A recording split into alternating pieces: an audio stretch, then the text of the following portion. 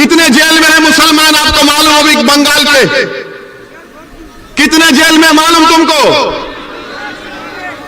तुम्हारी आबादी मुस्लिम अकलियत की आबादी 27%, गवर्नमेंट में नौकरी 6%, जेल में कितने मालूम? 38%। ताली मारने का नहीं है, सोचने का है। ताली मत मारो, सोचो मेरी बात को। ममता बनर्जी बोलती मैं गद्दार हूं, कांग्रेस लेफ्ट बोलती मैं बी टीम हूं। ठीक है, मैं मान लेता हूं तुम सच हो, मगर ये क्या है फिर? ये बर्बादी की दास्तान किसने की? ये बर्बाद किसने किया मुझे? तुम तो मेरा वोट लेकर चले गए, तुम तो मेरा वोट ले लिए ना, मगर तुमने क्या दिया? मेरे बच्चों को स्कूल दिया? नहीं दिया। कॉलेज में एडमिशन दिया? नहीं दिया। तुमने गवर्नमेंट में नौकरी दी? नहीं दी। तुमने मेरे घर में पानी की लाइन दी? नहीं दी। तुमने मुझे पीने का साफ पानी दिया? नहीं दिया। तुमने मुझे क्या दिया? क्या दिया? तुमने मुझे जेल में डालकर मेरे नौजवानों की जिंदगी को बर्बाद कर दिया। ये पॉइंट है मेरे भाई। इसीलिए असदुद्दीन ओवैसी बंगाल को नहीं आना। मैं आपको सच्चाई से हर चीज बता रहा हूं, आप खुद देख लीजिए। अच्छा, आपको मालूम ये पुलिस के लोग हैं? कितने मुस्लिम सब इंस्पेक्टर है बंगाल में मालूम? कितना तुम्हारा पॉपुलेशन है? 28% पॉपुलेशन है ना। ममता बनर्जी बोलती है ओवैसी गद्दार, कांग्रेस लेफ्ट बोलती है ओवैसी बी टीम। पूरे बंगाल में खाली 7% मुस्लिम सब इंस्पेक्टर्स हैं। 7%, 7%, जिसको सार्जेंट बोलते हैं, इंस्पेक्टर बोलते हैं। कितने मालूम आपको? 2%। 2% है खाली। मेरे भाई ये क्या हो रहा है? अच्छा, सोने पे सुहागा ये कि बंगाल की असेंबली में 294 असेंबली सीट्स में 59 कितने? साबिर 59 है मुस्लिम एमएलए, 59 मुस्लिम है, जिसमें से ममता बनर्जी के 32 हैं। आप बोलेंगे ओवैसी तो 59 है। मेरे भाई 59 की अहमियत नहीं है। अगर मजलिस के 4 जीत के गए तो ममता बनर्जी को यह काम करना पड़ेगा। ये 59 से कुछ नहीं हुआ। क्या किया वो लोग? तो खाली गूंगे बन के बैठे रहे बंगाल के असेंबली में, कुछ बोल नहीं सके, पूछे नहीं कि क्यों इस नाइंसाफी हो रही है। और फिर टीएमसी हमसे बोलती कि हम गद्दार हैं। मैं ममता बनर्जी आपको याद दिला रहा हूं, यहां के जलसे से मैं ममता बनर्जी को याद दिला रहा हूं कि ममता बनर्जी 30 अप्रैल 2002, ये मैं जो कुछ कह रहा हूं ना, मैं चैलेंज कर रहा हूं। अगर इसमें से एक वर्ड भी गलत है तो मेरे को चैलेंज कर रहा हूं, बैठ के डिबेट करेंगे, टीवी के सामने आ जाओ। 30 अप्रैल 2002 को लोकसभा में डिबेट हुआ गुजरात के फसादात के लिए, जब मेरे वालिद सालारे मिल्लत अलैहिर्रहमा एमपी थे सुल्तान सलाहुद्दीन ओवैसी। लोकसभा में सबने उस मोशन के खिलाफ वोट दिया। ममता बनर्जी, आपने तो मोदी का साथ दिया था 30 अप्रैल 2002 को, और मैं गद्दार हूं, मैं गद्दार हूं। अगर टीएमसी के लोग यहां पर हैं तो जाके तुम्हारी दीदी को सुनाओ। 15 सितंबर 2003, 15 सितंबर 2003 टाइम्स ऑफ इंडिया अखबार की रिपोर्ट है। क्या तारीख? 15 सितंबर 2003। ममता बनर्जी क्या कहती है उसमें? ममता बनर्जी आरएसएस के लोगों से मिलती है और मिलके बोलती है कि आरएसएस के लोग देश प्रेमी हैं, देश प्रेमी हैं। और ममता बनर्जी बोलती है उनको कि अगर तुम 1% मेरा साथ दिए तो मैं बंगाल की पूरे मुकद्दर को चेंज कर दूंगी। ममता बनर्जी, तुमने तो 2003 में आरएसएस से हाथ मिला लिया था और आज तुम असदुद्दीन ओवैसी को गद्दार कहती हो। क्या बात है ये? 2003 का, 15 सितंबर 2003 का। अच्छा, फिर ममता बनर्जी 2019 का पार्लियामेंट इलेक्शन हुआ। पार्लियामेंट के चुनाव में आप बताइए कि आपने बीजेपी को वोट दिया? कितनों ने बीजेपी को वोट नहीं दिया? हाथ उठाओ। शर्माओ ने, डरना नहीं। कितने टीएमसी को वोट दिया? डरो भाई, होता कोई बात। अच्छा, 18 बीजेपी कैसा जीत गई? 18 बीजेपी कैसा जीत गई बंगाल से? मैं तो नहीं था ना, गद्दार तो नहीं था, बी टीम भी नहीं थी, तो बीजेपी मोदी 18 कैसे जीत गया?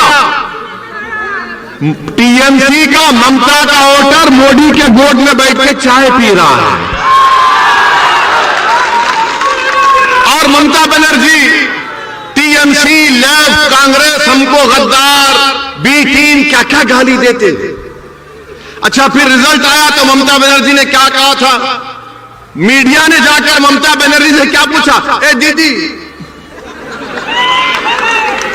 बीजेपी इतना जीत गई, क्या मुस्लिम की वजह से हुआ? मीडिया को भी शौक खाली मुसलमान से है। तो ममता बनर्जी ने क्या कहा कि हां, गाय दूध देती है तो कभी गाय लात भी मारती है। कहा था ना? मेरे को जवाब दो, तुम इंसान हो, तुम गाय हो? अगर कोई बंगाल का मुसलमान है, वो इंसान है या गाय है? तुम इंसान हो या गाय हो? जोर से बोलो, तुम इंसान हो या गाय हो? तुम 2 टांग के हो या 4 टांग के हो? तो किसने अख्तियार दिया मुख्यमंत्री को कहने के लिए कि हम 4 टांग की गाय है? किसने दिया, बताओ? अच्छा, फिर मुख्यमंत्री ने क्या कहा? गाय दूध देती है तो हम ले लेते हैं, लात मारती तो कबूल कर लेते। ममता बनर्जी, हम गाय नहीं है, इंसान है, और इंसान को नौकरी की जरूरत है, इंसान को पानी की जरूरत है, इंसान को घर की जरूरत है, इंसान को नौकरी की जरूरत है, इंसान को स्कूल की जरूरत है, इंसान को कॉलेज की जरूरत है। मगर दीदी, आपने क्या किया? आपने तो दूध भी पी लिया, मलाई भी खा ली, मिष्टी दोई भी खा लिए, अब हमारे पास कुछ नहीं बचा है। मैं आपको गाय के रूप में नहीं देखता, मैं आपको इंसान के रूप में देखता हूं। मजलिस इत्तेहादुल मुस्लिमीन तुमको भारत का बावकार इंसान के तौर पर देखती है। मैं तुम्हारे से दूध लेने नहीं आया हूं, मैं तुम्हारा हक दिलाने के लिए आया हूं यहां पर।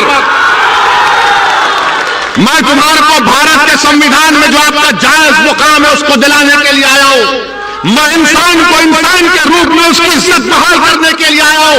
टीएमसी आपको जानवर की तरह देखती और असदुद्दीन ओवैसी आपको इंसान के तौर पर देखता है।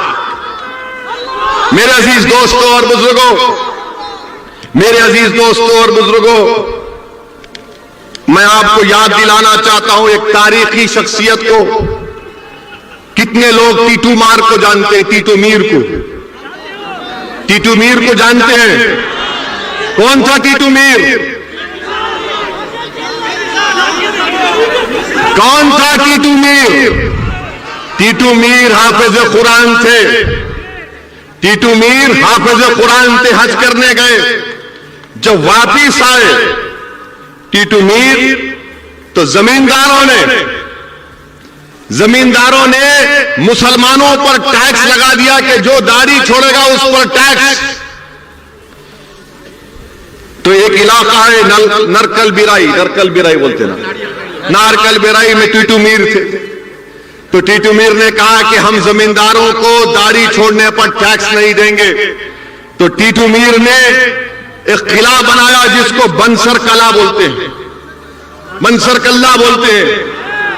टीटू मीर ने बनाया और टीटू मीर ने उन जमींदारों और अंग्रेजों के खिलाफ जिहाद किया था ना। आज असदुद्दीन ओवैसी आपको बोलने आया है कि आपको ना जिहाद करने की जरूरत है, ना हथियार उठाने की जरूरत है, आपको सिर्फ भारत के संविधान को समझकर अपने हक के लिए लड़ने की जरूरत है। उस जमाने में जमींदार थे और अंग्रेज थे, वो तो जमींदार अंग्रेज चले गए, अब नए जमींदार आ गए। एक जमींदार टीएमसी, एक जमींदार मोदी, एक जमींदार कांग्रेस, एक जमींदार लेफ्ट। ये जमींदार बन चुके हैं और हम पर टैक्स लगा रहे हैं। मेरे अजीज दोस्तों और बुजुर्गों, बताइए आप, अगर आप नहीं लड़ेंगे अपने हक के लिए तो क्या कोई आसमान से आएगा या जमीन से निकलेगा? आपको अपने हक के लिए लड़ना है। मैं बुजुर्गों से अपील कर रहा हूं, आपको अपने बच्चों के रोशन मुस्तकबिल के लिए लड़ना है, आपको उनके लिए उनका हक संवारना है। यह कांग्रेस पार्टी क्या है बताइए, बताता हूं आपको। यह कांग्रेस पार्टी जब बाबरी मस्जिद का फैसला आया तो कांग्रेस पार्टी इसका वेलकम किया। कौन उसके बारे में कहा? किसने कहा कि supreme court is supreme but not infallible? उसका नाम असदुद्दीन ओवैसी था। ममता बनर्जी, पूछो उनसे टीएमसी से कि राम मंदिर का जजमेंट आया, उसके बारे में आपकी क्या राय है? तो बोलेंगे नाराज हो जाएंगे वो लोग, ना खामोश बैठो। कांग्रेस के बहुत बड़े चीफ मिनिस्टर कमलनाथ ने ईंटें भिजा दी, प्रियंका गांधी ने उसका वेलकम किया। यह कांग्रेस पार्टी है जो आपके वोटों से मुर्शिदाबाद मालदा में बरसों से हुकूमत करती आ रही है और कुछ नहीं किया। यहां पर ट्रिपल तलाक का बिल पार्लियामेंट में आया तो कौन उसके खिलाफ बोला? आपने देखा होगा ना, किसने बोला ट्रिपल तलाक के खिलाफ? जब ट्रिपल तलाक का बिल पार्लियामेंट में मैंने वोटिंग का मुतालबा किया तो पूछो टीएमसी से, टीएमसी ने वॉकआउट कर दिया। वोट क्यों नहीं डाला? वोट क्यों नहीं डाला? वॉकआउट की वोट डालना था, बताना था मोदी को कि तुम्हारे खिलाफ वोट दे रहे हैं। हम खाली 2 एमपी हैं लोकसभा में, मगर मोदी के 300 एमपी के सामने उसके खिलाफ बोलते और वोट भी डालते उसके खिलाफ। ममता बनर्जी का एक चेहरा लोकसभा में, एक चेहरा बंगाल में, एक चेहरा लोकसभा में। उनके एमपी बड़ी बड़ी अच्छी अंग्रेजी में बड़ी बड़ी तकरीर कर लेते हैं, मगर सिटीजन अमेंडमेंट बिल आया तो 8 एमपी नहीं थे, 8 एमपी नहीं थे। किसने सारी दुनिया के सामने बता दिया कि CAA का कानून भारत के संविधान के खिलाफ है? और मैंने सारी दुनिया के सामने मोदी के और उसके 300 एमपी के सामने उस कानून को फाड़ कर बता दिया काला कानून है। क्या कांग्रेस ने किया? क्या टीएमसी ने किया? लेफ्ट तो कहीं है ही नहीं बेचारे। ये कांग्रेस और लेफ्ट तो वो मेडिकल शॉप में जब जाते हैं दवा लेने के लिए तो दवा के नीचे ऊपर लिखा होता कि कब बनी, date of manufacture, date of expiry. ये कांग्रेस लेफ्ट का डेट ऑफ एक्सपायरी हो चुका है। इनसे अब कुछ नहीं होगा, इनसे कुछ नहीं होगा अब कांग्रेस और लेफ्ट फ्रंट से। ये लेफ्ट के लोग बर्बाद कर दिए पूरे बंगाल के मुस्लिम अकलियतों को।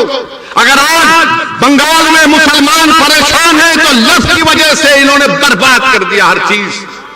कुछ नहीं किया, कुछ नहीं किया। सिर्फ कार्ल मार्क्स, लेनिन क्या क्या बातें की। इनकलाब आएगा, इनकलाब। अरे काहे का इनकलाब? मेरा घर बर्बाद हो गया, मेरे बच्चे को नौकरी नहीं मिली, मेरे घर में चिराग नहीं है और तुम इनकलाब की बातें करते हो।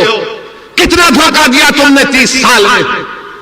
मेरे भाई याद रखो, मेरी जिंदगी कब तक है अल्लाह जानता है, मगर मैं आपसे कह रहा हूं जब तक आप सियासी तौर पर मुत्तहिद नहीं होंगे, जब तक आप सिर्फ वोट डालने वाले के साथ साथ वोट लेने वाले नहीं बनेंगे, आपके मसाइल नहीं हल होंगे, आपके प्रॉब्लम्स नहीं सॉल्व होंगे, आपके प्रॉब्लम्स नहीं सॉल्व होने वाले। मेरी बात को याद रखो। आप हो सकता है कि किसी को मेरी बात गलत दिख रही होगी, मगर आपके प्रॉब्लम नहीं सॉल्व होंगे, आपके मुश्किलात का खात्मा नहीं होगा, आपके बच्चे जेलों में सड़ते रहेंगे, उनकी जवानी बर्बाद हो जाएगी, हमको गवर्नमेंट में नौकरियां नहीं मिलेंगी। ये तो कॉन्स्टिट्यूशनल राइट है ना, हमारे संविधान में right to equality fundamental right है। हमारे कॉन्स्टिट्यूशन में liberty, equality, fraternity, justice Baba Saheb Ambedkar ने प्रियम्बल में लिखी। तो बताओ क्या कांग्रेस ने किया, क्या लेफ्ट ने किया, क्या ममता ने किया, क्या मोदी कर रहे? कोई नहीं कर रहा है। मेरे अजीज दोस्तों और बुजुर्गों, इसीलिए मैं आपसे अपील कर रहा हूं कि आपने सबको वोट दिया है, एक मर्तबा मजलिस इत्तेहादुल मुस्लिमीन का साथ देकर देखो, एक मर्तबा साथ देकर देखो। मैं आपसे वादा कर रहा हूं कि इंशाअल्लाह ताला जो काम 70 साल में नहीं हुए, वो काम हम इंशाअल्लाह ताला 5 साल में करवा के आपको दिखाएंगे इंशाअल्लाह। मेरी ये कोशिश है, मेरे मजलिस के साथियों की कोशिश है, आपकी दुआओं का मैं मोहताज हूं, आपके दुआओं का मोहताज हूं सिर्फ मैं। आप सिर्फ दुआ करो हमारे लिए, हम अपनी कोशिश और जुस्तजू और कुर्बानियों को जारी रखेंगे। और जहां तक सवाल है नरेंद्र मोदी का, माशाअल्लाह क्या बोल सकते। बांग्लादेश नरेंद्र मोदी गए, कल जाकर बोल दिया, कल जाकर नरेंद्र हमारे प्रधानमंत्री ने कहा कि मैंने भी सत्याग्रह किया था बांग्लादेश में। क्या बात है, देखो हमको नहीं मालूम था प्राइम मिनिस्टर कि आपने सत्याग्रह किया था। जो आपके बारे में किताब लिखे उसमें तो कहीं नहीं मिला कि आपने बांग्लादेश के लिए सत्याग्रह किया था। मगर मोदी जी बोल दिए। मगर मोदी जी, अगर आपने बांग्लादेश के लिए सत्याग्रह किया तो मुर्शिदाबाद के बसने वाले मुस्लिम अक़लियत को आप बांग्लादेशी क्यों बोलते हैं? बोलते हैं ना, दीमक भी बोलते हैं। मगर बांग्लादेश को बनाने के लिए आपने सत्याग्रह किया तो हमको क्यों गाली दे रहे? फिर आप हैदराबाद में बल्दिया का इलेक्शन हुआ तो बीजेपी बोली हैदराबाद में ओवैसी के कॉन्स्टिट्यूंसी में बांग्लादेशी है। वो बांग्लादेशी नहीं थे, वो बंगाल के सोने का कारतूस का काम करने वाले काबिल लोग बसते मेरी कॉन्स्टिट्यूंसी में, उनको बांग्लादेशी बोल दिए। CAA का कानून नरेंद्र मोदी लाए।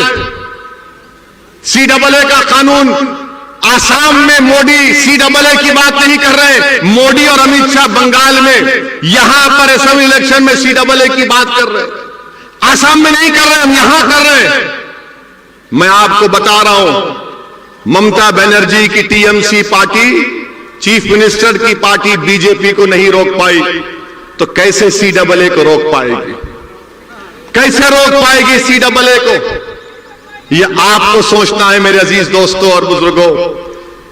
नरेंद्र मोदी जब से भारत के वजीर आजम बने उस वक्त से पहली तकरीर नरेंद्र मोदी ने की और क्या कहा कि हमको सत्ता मिली 1200 साल की गुलामी के बाद। नरेंद्र मोदी जी, इस मुल्क में गुलामी तो अंग्रेजों ने की 200-250 साल की, मगर 1200 साल की गुलामी क्या है? क्या सिराजुद्दौला भी गद्दार थे? मोदी जी बताओ आप, क्या सिराजुद्दौला जो जंग लड़े अंग्रेजों के खिलाफ, क्या थे वो? मेरे अजीज दोस्तों और बुजुर्गों, ये बीजेपी का असली चेहरा है। पूरे मुल्क में इतनी नफरत बीजेपी भर दी कि एक बच्चा जिसका नाम मुसलमान है वो किसी मंदिर में जाकर पानी पीता है तो उसको पीटा जाता है, मारा जाता है। बताइए आप, अगर कोई गोश्त रखता है तो उसको मार दिया जाता है, नफरत फैला दी। कोई अगर मुसलमान है तो उसको कहा जाता जिहादी है, कोई ट्राइबल है तो नक्सल कहा जाता है, कोई सेकुलर थिंकर है तो उसको एंटी नेशनल कहा जाता है। मेरे अजीज दोस्तों और बुजुर्गों, ये रात लंबी होने वाली है। मैं बार बार कह रहा हूं, ये रात बड़ी लंबी होने वाली है, याद रखो। अगर तुम इन तमाम सियासी पार्टियों पर भरोसा करोगे तो याद रखो नुकसान उठाओगे।